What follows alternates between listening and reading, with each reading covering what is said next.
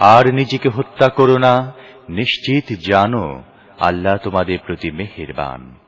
যে ব্যক্তি জুলুম ও অন্যায় বাড়াবাড়ি করে এমনটি করবে তাকে আমি অবশ্যই আগুনে নিক্ষেপ করব। আর আল্লাহর জন্য এটা কোনো কঠিন কাজ নয়। তোমরা যদি বড় বড় গুনাহ থেকে দূরে থাকো, যা থেকে দূরে থাকার জন্য তোমাদের বলা হচ্ছে, তাহলে তোমাদের ছোটখাটো খারাপ কাজগুলো আমি তোমাদের হিসেব থেকে বাদ দিয়ে দেব এবং তোমাদের সম্মান ও মর্যাদার জায়গায় প্রবেশ করিয়ে দেব। আর যা কিছু আল্লাহ তোমাদের কাউকে অন্যদের মোকাবেলায় বেশি দিয়েছেন তার আকাঙ্ক্ষা করো না। যা কিছু পুরুষরা উপার্জন করেছে তাদের অংশ হবে সেই অনুযায়ী, আর যা কিছু মেয়েরা উপার্জন করেছে তাদের অংশ সেই অনুযায়ী। হ্যাঁ, আল্লাহর কাছে তার ফজল ও মেহেরবানির জন্য দোয়া করতে থাকো। নিশ্চিতভাবে আল্লাহ সমস্ত জিনিসের জ্ঞান রাখেন। আর বাপ মা ও আত্মীয় স্বজনদের পরিত্যক্ত ধন সম্পত্তিতে আমি তাদের হকদার নির্ধারণ করে দিয়েছি। এখন থেকে তারা যাদের সাথে তোমাদের চুক্তি ও অঙ্গীকার আছে তাদের অংশ তাদেরকে দিয়ে দাও। নিশ্চিত জেনে রাখো আল্লাহ সব জিনিসের রক্ষণাবেক্ষণকারী। পুরুষ নারীর কর্তা এই জন্য যে আল্লাহ তাদের একজনকে অন্য জনের উপর শ্রেষ্ঠত্ব দান করেছেন, এবং এই জন্য যে পুরুষ নিজের ধন সম্পদ ব্যয় করে। কাজেই সতীসাধ্বী স্ত্রীরা আনুগত্য পরায়ণ হয় এবং পুরুষদের অনুপস্থিতিতে আল্লাহর হেফাজত ও তত্ত্বাবধানে তাদের অধিকার সংরক্ষণ করে থাকে। আর যেসব স্ত্রীর ব্যাপারে তোমরা অবাধ্যতার আশঙ্কা করো তাদেরকে বোঝাও, শয়নগৃহে তাদের থেকে আলাদা থাকো এবং তাদেরকে মারধর করো।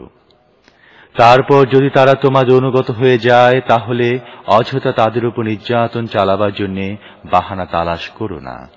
নিশ্চিতভাবে জেনে রাখো আল্লাহ উপরে আছেন, তিনি বড় ও শ্রেষ্ঠ। আর যদি কোথাও তোমাদের স্বামী স্ত্রী সম্পর্কে বিগড়ে যাবার আশঙ্কা দেখা দেয় তাহলে পুরুষের আত্মীয়দের মধ্য থেকে একজন সালিস এবং স্ত্রী আত্মীয়দের মধ্য থেকে একজন সালিস নির্ধারিত করে দাও। তারা দুজন সংশোধন করে নিতে চাইলে আল্লাহ তাদের মধ্যে মীমাংসা ও মিলমিশের পরিবেশ সৃষ্টি করে দেবেন।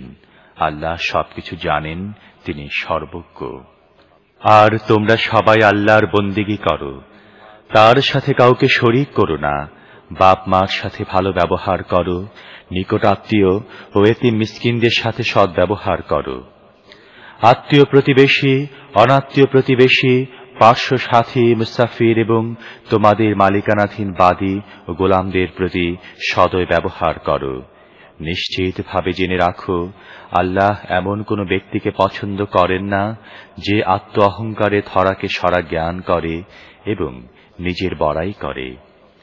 আর আল্লাহ এমন লোকদেরকেও পছন্দ করেন না যারা কৃপণতা করে, অন্যদেরকে কৃপণতা করার নির্দেশ দেয়, এবং আল্লাহ নিজ অনুগ্রহে তাদেরকে যা কিছু দিয়েছেন সেগুলো গোপন করে।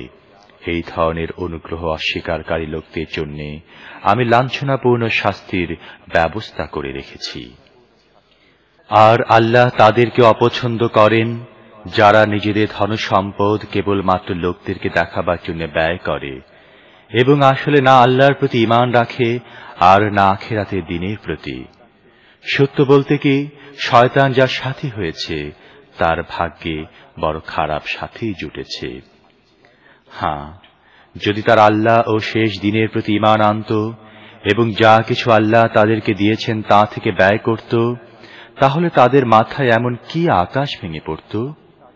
যদি তারা এমনটি করত তাহলে তাদের নেকির অবস্থা আল্লাহর কাছে গোপন থেকে যেত না। আল্লাহ কারো ওপর এক অনুপরিমাণও জুলুম করেন না। যদি কেউ একটি সৎ কাজ করে তাহলে আল্লাহ তাকে দ্বিগুণ করে দেন এবং নিজের পক্ষ থেকে তাকে মহাপুরস্কার প্রদান করেন। তারপর চিন্তা করো, তখন তারা কি করবে যখন আমি প্রত্যেক উম্মত থেকে একজন সাক্ষী আনব এবং তাদের উপর তোমাকে অর্থাৎ মুহাম্মদ সাল্লাল্লাহু আলাইহি ওয়াসাল্লামকে সাক্ষী হিসেবে দাঁড় করাবো। সে সময় যারা রাসূলের কথা মানেনি এবং তার নাফরমানি করতে থেকেছে তারা কামনা করবে, হায় জমিন যদি ফেটে যেত এবং তারা তার মধ্যে চলে যেত, সেখানে তার আল্লাহর কাছ থেকে নিজেদের কোনো কথা লুকিয়ে রাখতে পারবে না। হে ঈমানদারগণ, তোমরা নেশাগ্রস্ত অবস্থায় নামাজের কাছে যেও না।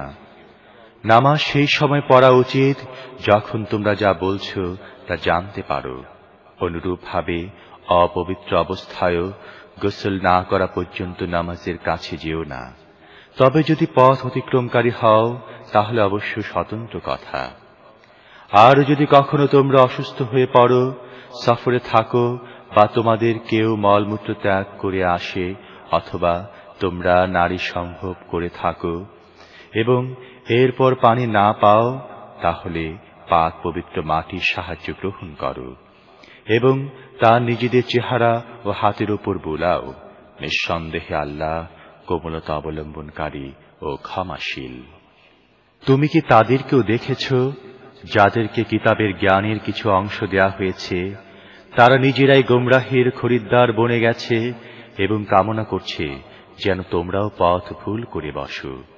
আল্লাহ তোমাদের শত্রুদের ভালো করে জানেন এবং তোমাদের সাহায্য সমর্থনের জন্য আল্লাহই যথেষ্ট।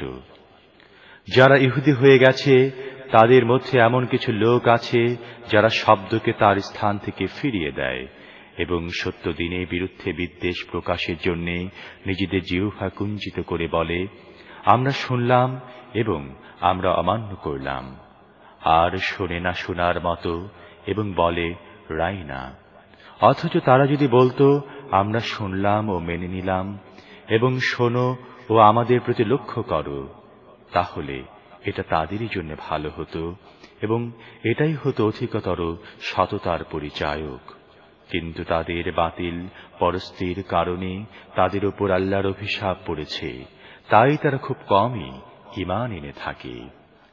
হে কিতাবধারীগণ, সেই কিতাবটি মেনে নাও যেটি আমি এখন নাজিল করেছি এবং যেটি তোমাদের কাছে আগে থেকে মওজুদ কিতাবের সত্যতা প্রমাণ করে এবং তার প্রতি সমর্থন জানায়।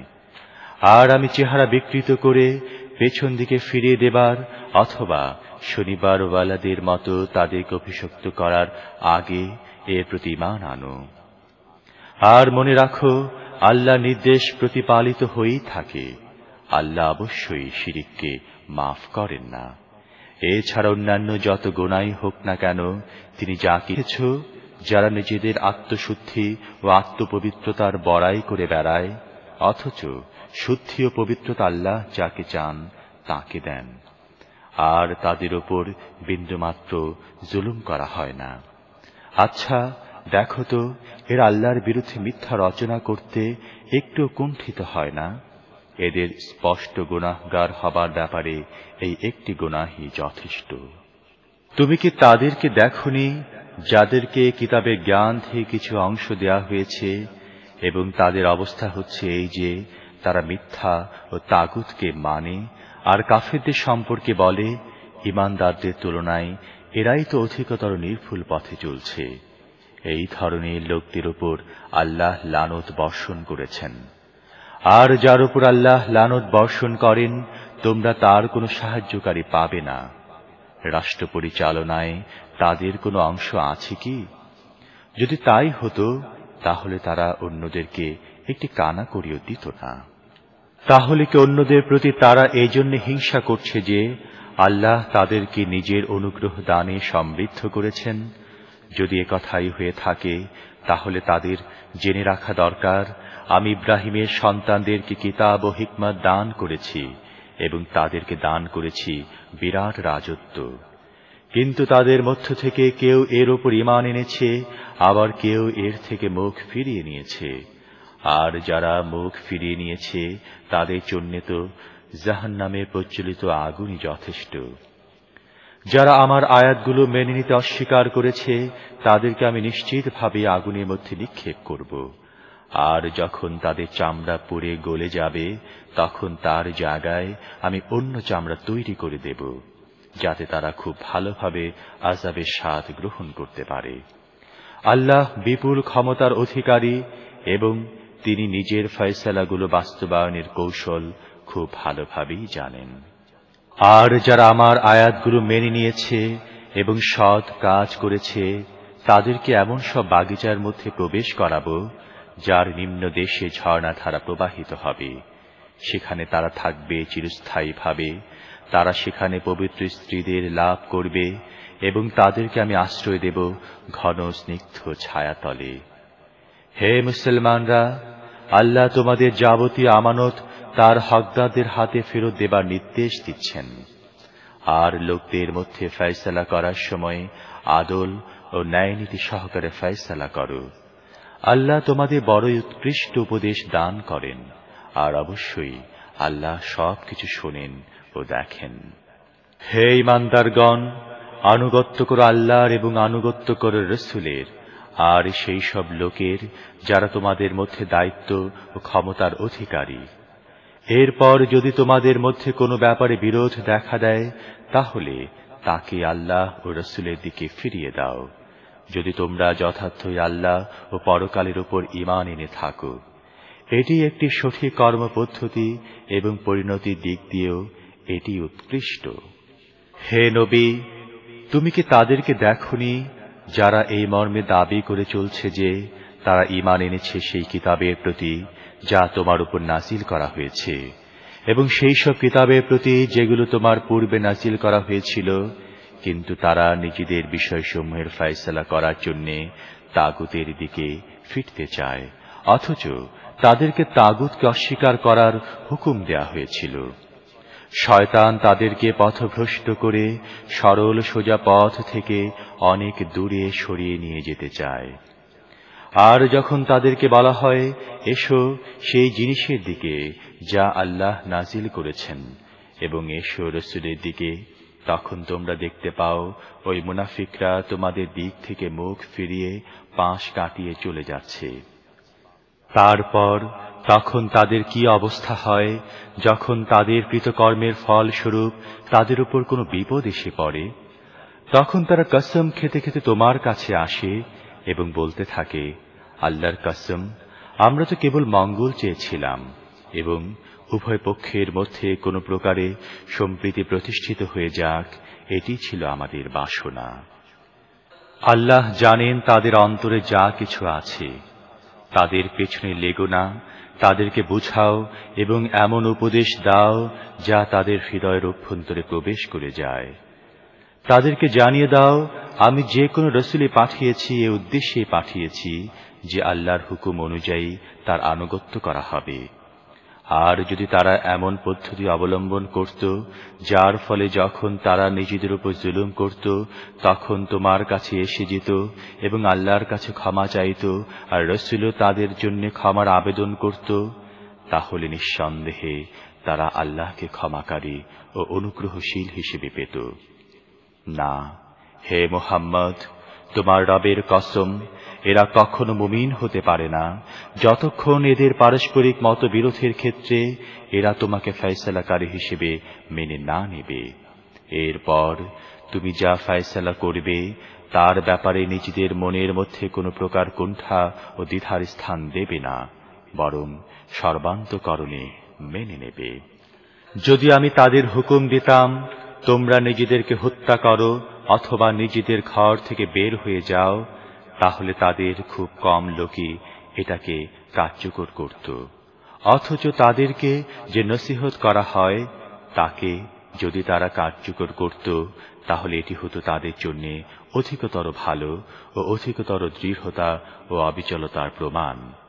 আর এমনটি করলে আমি নিজের পক্ষ থেকে তাদেরকে অনেক বড় পুরস্কার দিতাম এবং তাদেরকে সত্য সরল পথ দেখাতাম। যে ব্যক্তি আল্লাহ ও রাসূলের আনুগত্য করবে সে তাদের সহযোগী হবে, যাদেরকে আল্লাহ পুরস্কৃত করেছেন নবী, সিদ্দিক, শহীদ ও সৎ কর্মশীলদের মধ্য থেকে।